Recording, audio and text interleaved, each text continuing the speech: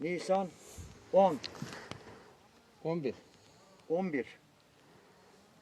Bugün sabah saat 9'da çıktık evden. Sığırımıza, sıvımıza baktık. Kahvaltımızı ettik. Burası neresi biliyor musun? Burası Mezalar. Mezalar. Kızılöz Mezalar. Ta oralara Dere- nasıl gittin? Dere tepe dümdüz.